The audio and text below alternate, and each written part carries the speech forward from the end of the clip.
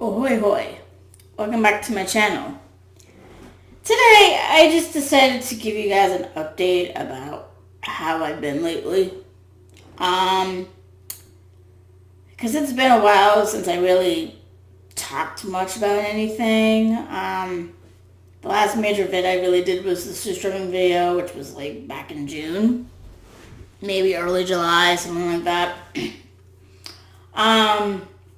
And of course, the last video I put on YouTube was one of my dog back in 2011. So, part of the reason is that the kids are around and it's hard to make vids when the kids are around. Even though I had them in my video for the first time really on back in June with the streaming video, I kind of don't want them to be in every single video I make. I don't want to become a family channel or anything like that. Although I will put them in videos occasionally, like if we're trying something or whatnot. So if you're on my TikTok as well as on YouTube, I guess you know I haven't been doing much videos lately, but then again, it was the same thing like last year when the kids were off. But this year it's a little different because about 2 weeks ago, I started having trouble with feeling dizzy. And no, I'm not pregnant. I took a pregnancy test. It's negative. But I know the differences between dizziness and nausea. Like, what's the source of it? Because I am lactose intolerant, but I know the difference between being nauseous and dizzy from lactose intolerance and where I've been going through lately. Now, I did go to the doctor about a week ago, and he said that I have BPPV, which is basically benign, I don't know how to say the first P. It's like parasacral or whatever the hell it's called, positional vertigo. And basically it's when the crystal's in your ears, and there's another name for it. It's Aptamen, something like that. It starts with a no. When they get dislodged, they can create dizziness. It's basically an inner ear problem. So I've been taking medicine for nausea, and I've been doing this Epsley maneuver to try to fix the problem. And yeah, I need to call a physiotherapist. The problem is the hours are so ridiculous, it's not even funny. Plus, when I am to call them, which is like between 7 to 9 a.m. in the morning from Monday to Friday, here's the thing. My dizziness doesn't bother me until usually the afternoon or the evening. And sometimes, like the last 2 days, it doesn't start affecting me until the evening, like close to the next day. And then when you wake up, I feel a lot better. So it's like, oh, maybe it's gone now. So I need to contact my doctor and let him know I'm still having issues. But it does seem to be easing up a little bit. While I've had nausea the last 2 days, I haven't had to take the pill for it. The pill that helps with the dizziness and stuff. So I've been going through that. And because I've been going through that, I haven't been feeling like making much videos, especially TikTok videos, because I was told not to bend over quickly and not to turn my head this way too quickly, because that's what triggers me to become dizzy. So that means I can't do much dancing at the moment. And while I can still swim on some levels, I can't do certain strokes like freestyle. And people are like, well, why not breathe out the other way? The left side that doesn't bother you so much when you're turning your head that way. The thing is, I've been breathing out the right side when I do freestyle since I was 10. So I've kind of gotten used to doing that, and it feels weird if I try to do it the other way, because I've been doing it this way my whole entire swim career or swimming life or whatever. So yeah. But anyway, it's kind of funny how things happen sometimes, because last week, it's been cold in Sweden. Cold for a summer. It's been the 60s. So it hasn't really been weather for swimming, really. And especially since I've been swimming in outdoor pools and outdoor lakes and the water gets cold as hell. So, in a way, it's kind of giving me a chance to take a break from swimming for a bit. Because I got active with swimming again when I went swimming outdoors in the lakes and stuff. Because usually here in Sweden, for me, I'm emphasized for me, Swedes may feel differently than I do.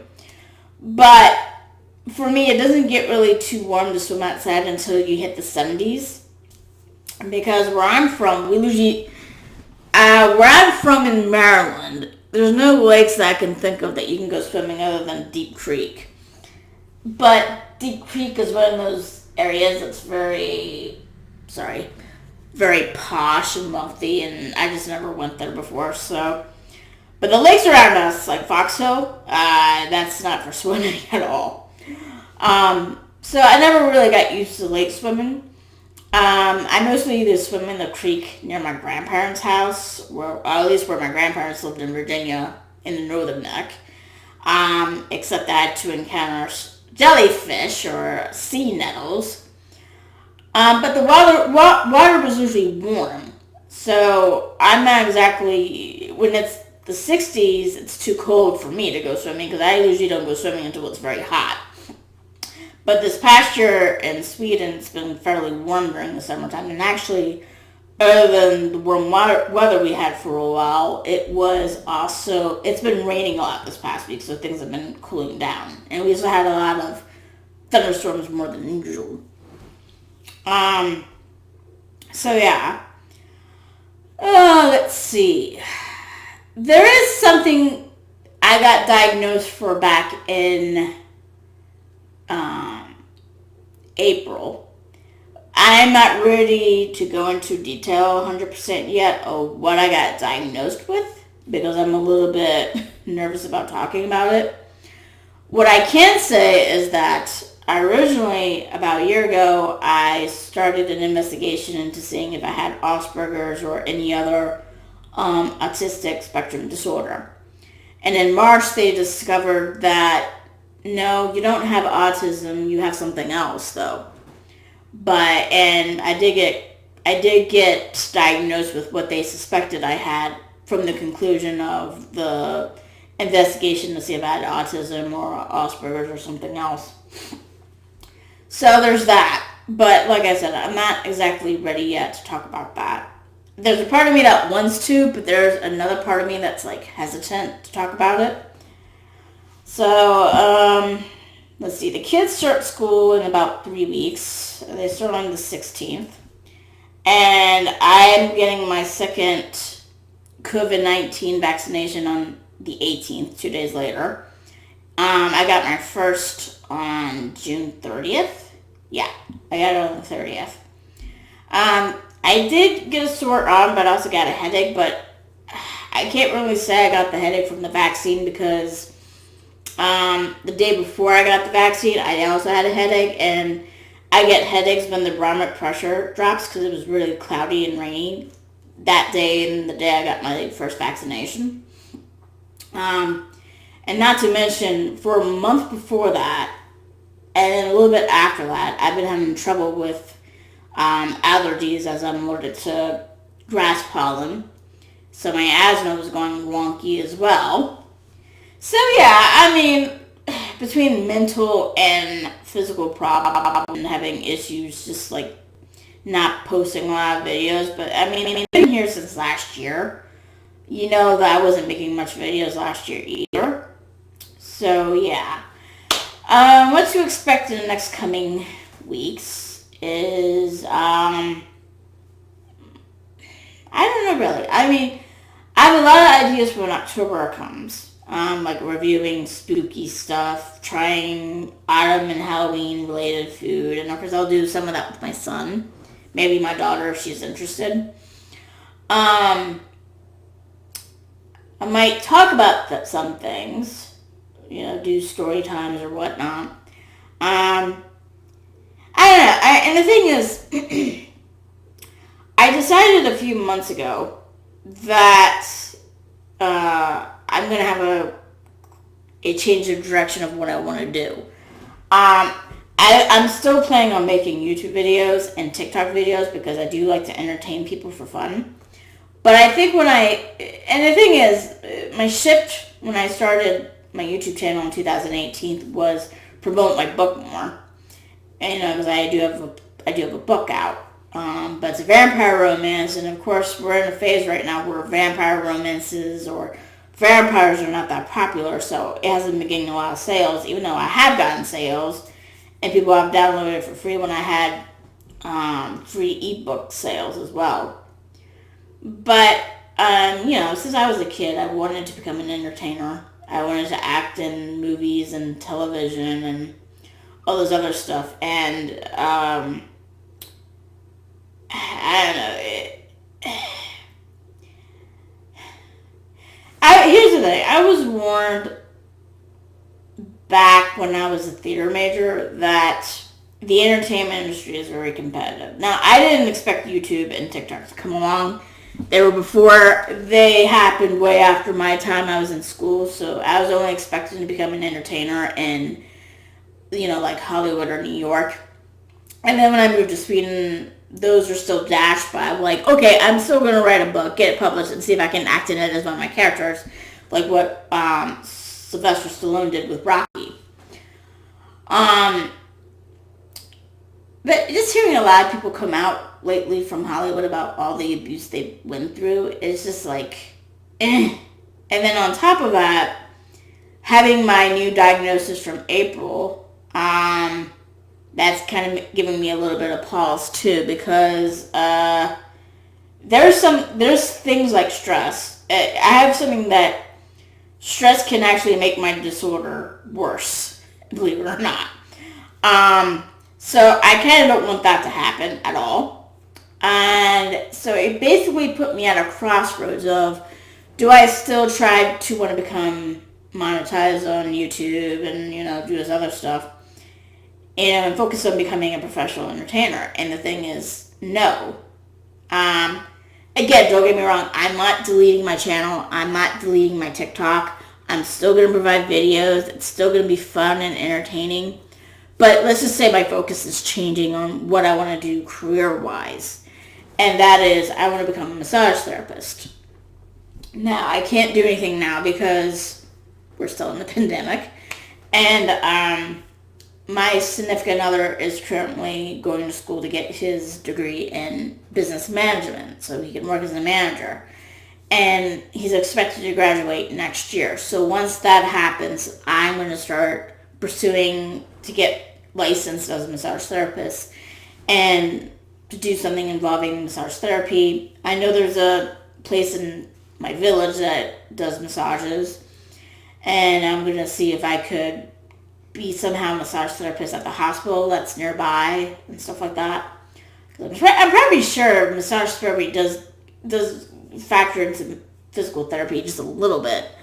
Plus, considering all the issues I have between my ankles and right down my calf muscle that I pulled, it'll be good to know how to massage all those kinks out.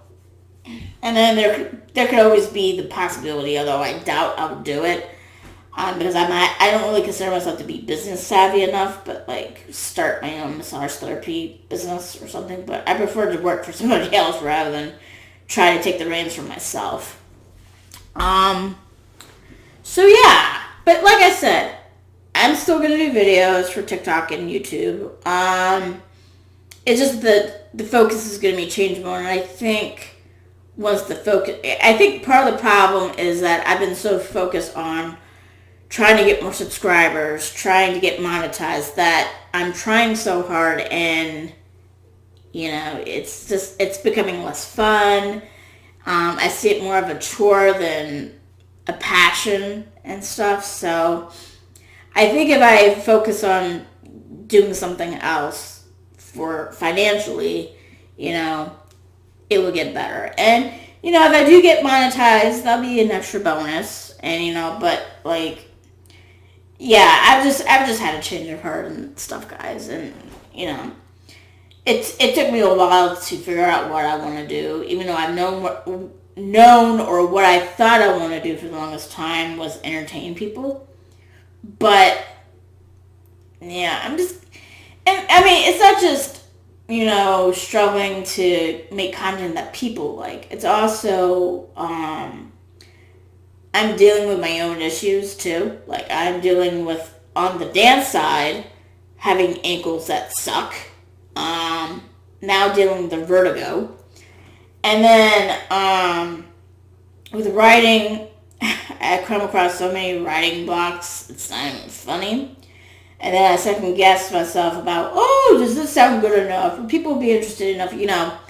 And, for me, I think a lot of people assume that I second guess myself because of what others say. No, it's all from within here. I am my biggest enemy when it comes to stuff like this. And, I mean, there's a reason why it took me 5 years to finish writing Immortal Love, and then another 3 years to get it edited and publish it. Because it was all on me, And I'm working on 2 stories right now simultaneously. I know I shouldn't do that because it's going to cause me to lose focus, and it'll just take me longer to get something done. But, I'm working on 2 stories right now simultaneously. And right now I'm having a writer's block because there's just so many ideas going at me that I can't decide which one to follow through yet. That's the price to pay when you have an active imagination. So yeah, I don't want this to go too long into nothing but rambles, but yeah. So are any of you guys watching the Olympics right now? Do you support the Olympics? Are you against the Olympics? I haven't been able to watch the Olympics because usually it's kind of hard for me to watch the Olympics here because we don't have much of a TV channels. We mostly get everything on YouTube and such. And I normally watch the event finals and the team competitions. I mostly watch gymnastics. And that's usually posted months afterwards. I mean, I still know who won. But yeah. And I know people are probably complaining about Simone Biles withdrawing from the team competition, the event finals, with the exception of Beam so far. There's no possibility she's performing Beam from what I read so far. And she's withdrawn from the individual all round as well. And the thing is, I don't think people realize that she has ADHD, and she's been taking medicine for it for years. And the thing is, the medicine she uses for ADHD is actually banned in Japan.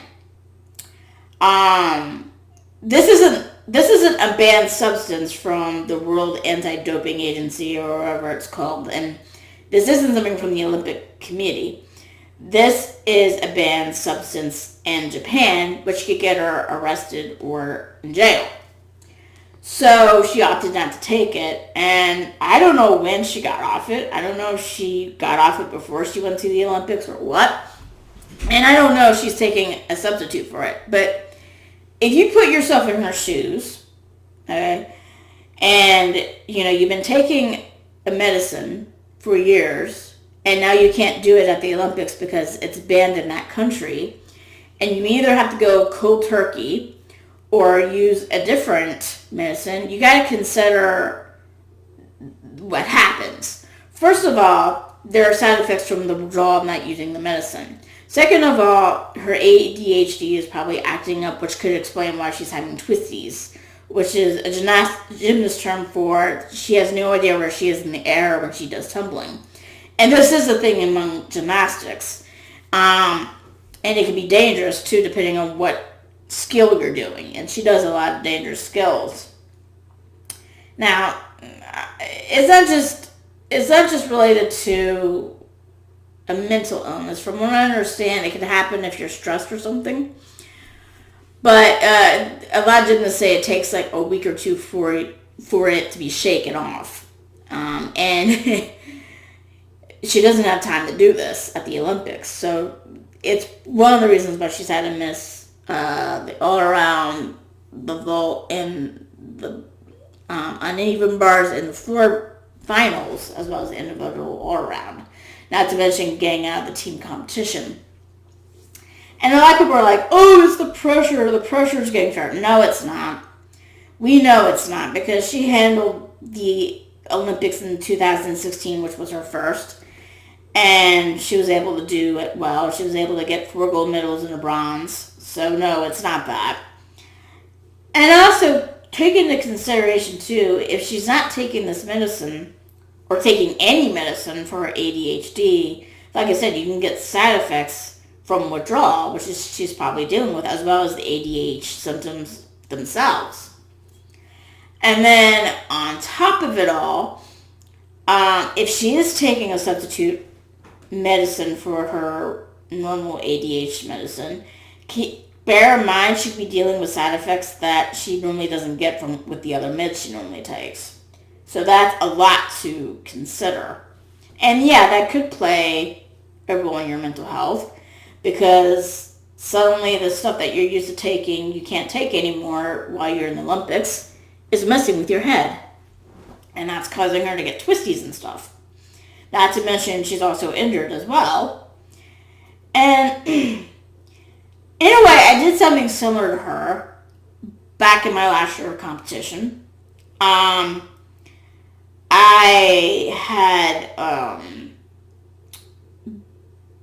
had 2 sucky knees, one with a torn meniscus, which is my right knee, one with tendonitis, which would be my left knee.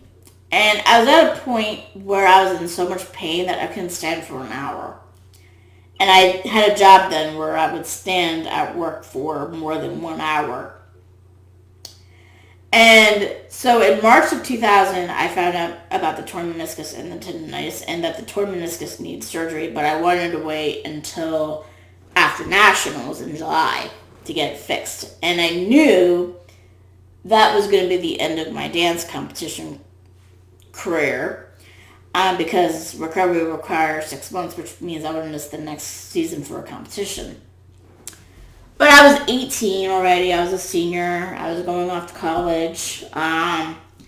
So I'm like, well, maybe this is the right time to focus on other things and stuff. But between March of 2000 and April, I would say, maybe May, my group at my dance studio, or at the dance studio I competed for, we got a new number. And we were a small group. There was only 7 members in my group. That looked weird. Hold on. That's better. Stupid camera.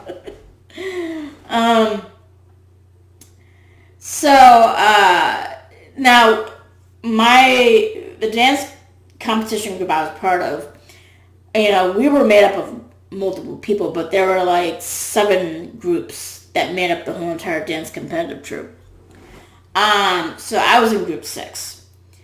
And we consisted of 7 people.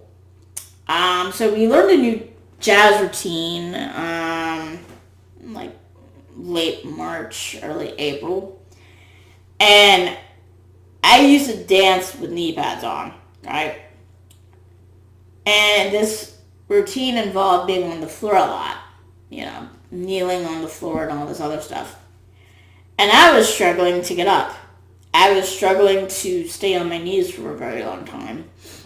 And I knew that if we went to competition, there was a good chance that I would fuck up the whole entire routine. So I made a hard decision where I basically decided to withdraw from the number. Now, I didn't quit the group. I didn't quit the competitive show troupe. I didn't quit dance, because trust me, if I didn't quit this number, I would probably have to quit before the year was out. Before Nationals, before even the dance recital we had in June. I would have to quit before the year was out. Or the season. Season's probably a better word to say. So I did that. I grudgingly went up to my dance teacher and told her, there's no way in hell I can do this dance routine, because it hurts too much for my knees. And I knew it would do so much damage to my knees that it would, like I said, it would force me out of dance early. And I did not want that. Now, despite staying in dance until the end of the year, or until after nationals, and only withdrawing from that one dance, it still messed with my head. I was angry. I was bitter. I was basically pissed off that I was going out of dance this way, but at least I tried to remind myself, at least I was going out of dance the way I wanted to. I was trying to give myself control over this situation. So I understand in a way what Simone Biles is going through, because even though I'm not a gymnast, I had to do the same thing, because otherwise, if I stayed in that group number, it would have made my group suffer, because the judges would have noticed that I was struggling to get up the floor or be on my knees. It's kind of hard to, that kind of thing. And of course, the worst thing in dance you can have happen to you is like sprain your ankle, break your ankle, or land on your back if you slip on doing a backflip, which I never had to do, but I did the aerial, slipped on the floor, landed on both knees, had to grin and bear it, but it hurt like fuck. So trust me, I have my fair share of competing and performing even when I'm still sick or I'm still injured or anything. But comes a point where you have to be like, wait, this is too much. I can't do this. Otherwise, it's going to cause my group to suffer. And it might force me to quit entirely before the season's even out, So I understand. But again, dance is not as dangerous as gymnastics is. If you're not fully focused or you're extremely dangerous or exhausted, it could kill you. The biggest example I could think of is Alina Mukina. She was the favorite to win the all-around title at the 1980 Olympic Games in Moscow. Now, the U.S. boycotted these games, right? But they were still going up Romania, who at the time they considered their rivals, especially considering Nadia Comaneci, who had won the all-around and other events in the 1976 Olympics. And, they saw her as a threat. With the team competition, not so much, because the Soviet Union won every single competition involving teams since 1952, with the exception of 1984 when they boycotted those games. But yeah, they won every single team competition from 1952 till 1992 when they competed as the unified team, with the exception of 1984. So team competition they weren't really worried about, but it was individual all-around and the event finals they were more concerned of. Then in 1978, Alina Mukina had actually beat Nadia Comaneci at the 1978 World's Gymnastics. And so they're like, oh yes, she's the one to beat the Romanian Wonder Girl. Well, I think in 1979 or early 1980, she broke her leg. And the Soviet coaches try to rush the healing along. And even at sometimes, they were forcing her to train in a cast. It was really fucked up. And of course, no one could speak up for her because both of her parents were dead by this point. And I don't know if her grandmother was still alive or not, but she had no one to say, no, I'm not letting you do this to my kid. My kid's going to heal now, But anyway, one of the things they wanted her to do was a Thomas Salto, which is basically a band skill now. If you don't know what it is exactly, let's see, what's her name? Alina Shushanova in the 1988 Olympics. She did that in her forward team. So that's a Thomas Salto, or a version of the Thomas Salto, which is now banned. Anyway, Alina basically told her coaches and stuff that I don't think I should do this. I'm too tired to do it. I'm too injured to do it. It's not a good idea. And also, Simon with the pressure was getting to her. They were really like, you need to really do this. You got to beat Nadia. And of course, by about 2 weeks before the 1980 games, she was practicing this on the floor, the Tomaselto, and she over-rotated or under-rotated. I think it was over-rotated. Yeah, she over-rotated. She fell on her chin and severed her spinal cord, and basically became a quadriplegic, which means you can't move anything below here. Everything is paralyzed. And sadly, she ended up dying from complications related to that injury back in 2006 when she was 46. But anyway, the biggest thing that I want to point out is that after she got injured, when she got injured on the floor, after doing the skill, the very first thought in her head was, thank God I'm not going to compete at the Olympics. Let that sink in. Seriously, let that sink in. To have someone think it was better to not compete in the Olympics because she was now injured versus, oh my God, I can't feel anything. Seriously, think about it. Yeah. So she is like, it's basically, I think, the biggest tragedy in gymnastics history to date. At least on the women's side. I don't know about the men's side. So whenever someone's been bitching about Simon withdrawing from the team competition as well as the event finals, I'm like, have you ever heard of Lena Mokina? Because she was basically in the same shoes, with the exception that she hadn't won anything Olympic yet. She just won 1978 Worlds, and that gave the Soviet coaches, ooh, someone to beat Nadia, yay! But anyway, I mean, the good thing about Simone withdrawing, though, other than to take a rest and to keep herself safe and all, especially with the twisties, is that Sunsi Lee got to be in the all-around, and she became the first Asian American to get gold. And then Michaela Skinner got to compete in Simon's place in the vault finals and got silver medal. And so she was able to give her teammates an opportunity to compete and shine in areas that she already did shine in. Because I think she got vault final in the let's see, let me think. Why am I saying 19? No, not 19.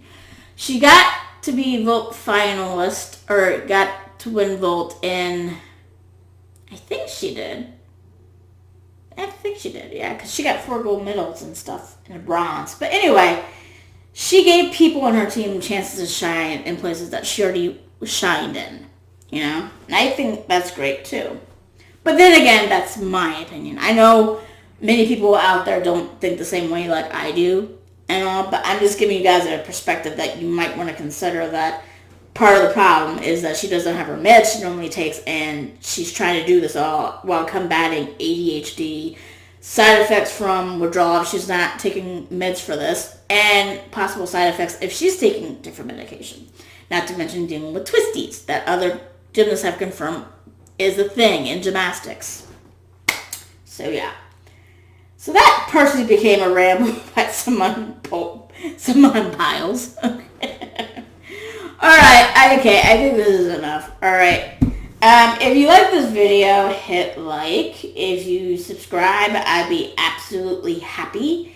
And, well, you guys want to comment or ask anything, go ahead. I mean, you know, don't be afraid to ask me questions. The worst I could do is not answer or not give you a reply. Although I will try to reply. It's just that usually if I don't reply or give comments, it's usually because I have no idea what to say. And yeah, that is part of my disorder. So, yeah.